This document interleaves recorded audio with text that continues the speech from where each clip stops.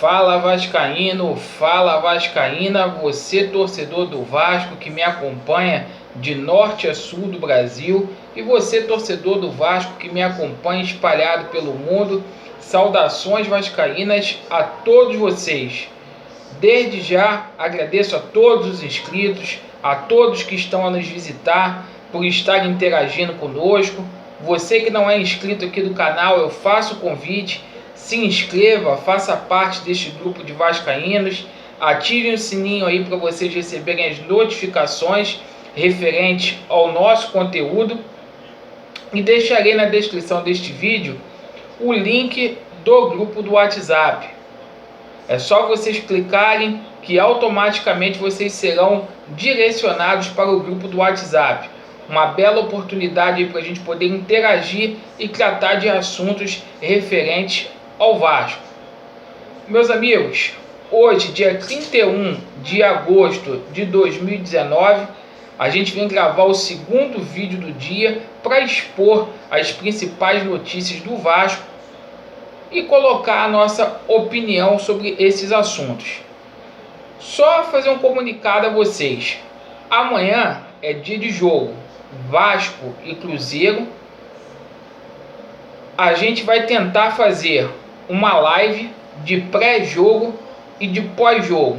A gente vai ficar na dependência do YouTube.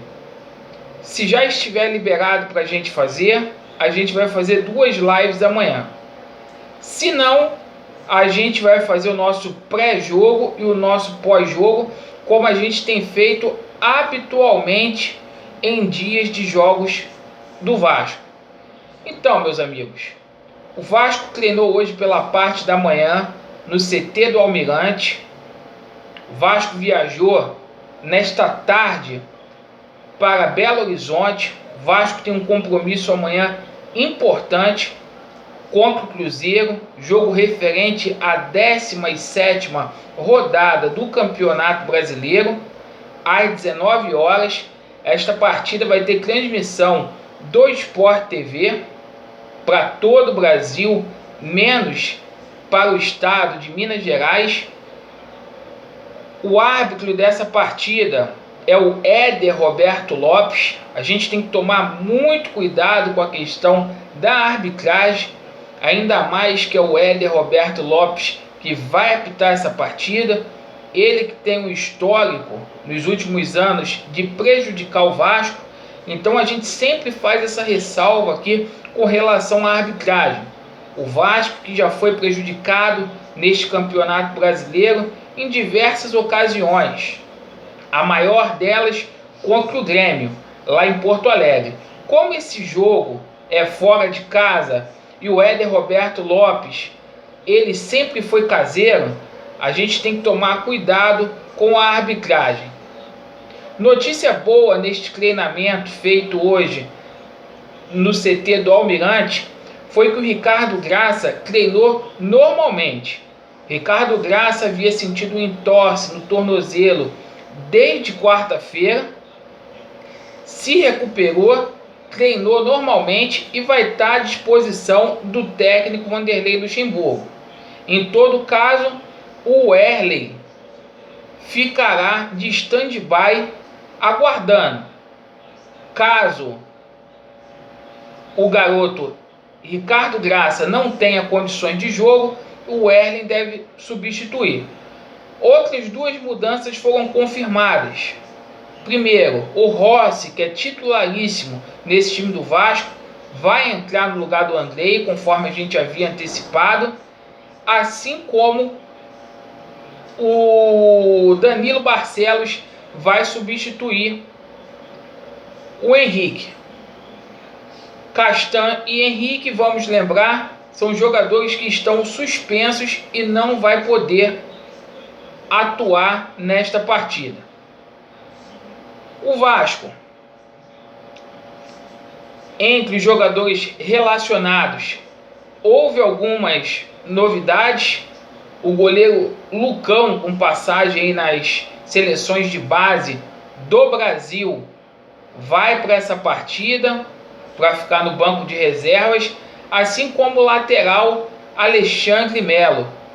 Então, essa garotada aí ganhando oportunidade. O Valdívia também viajou, o Valdívia que nas últimas partidas aí não estava sendo relacionado, assim como o Bruno César e o Breno. O Breno voltando novamente a ser relacionado para as partidas aí do Vasco aí. Mais uma opção para o técnico Vanderlei Luxemburgo. A baixa que a gente teve foi o Sidão. Ele não é titular, mas só acerca de informação, o Sidão sente dores musculares e ficou impedido de viajar. Pelo lado do Cruzeiro, muito mistério aí por parte do técnico Rogério Ceni. Cruzeiro que tenta uma reabilitação no Campeonato Brasileiro. Podemos dizer que a equipe do Cruzeiro é a maior decepção deste campeonato, visto a equipe qualificada que o Cruzeiro tem.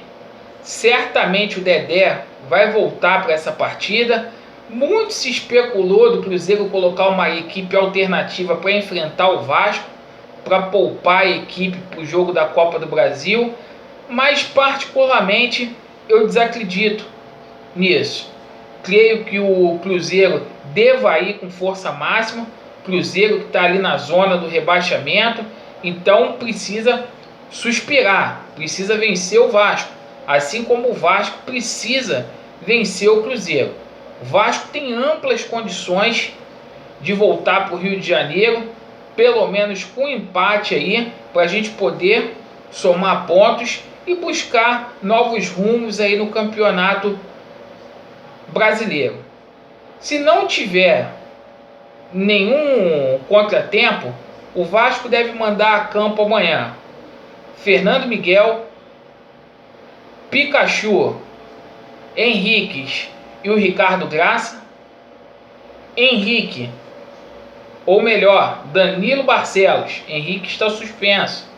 Raul e Richard, Marco Júnior e lá na frente esse trio que muito promete.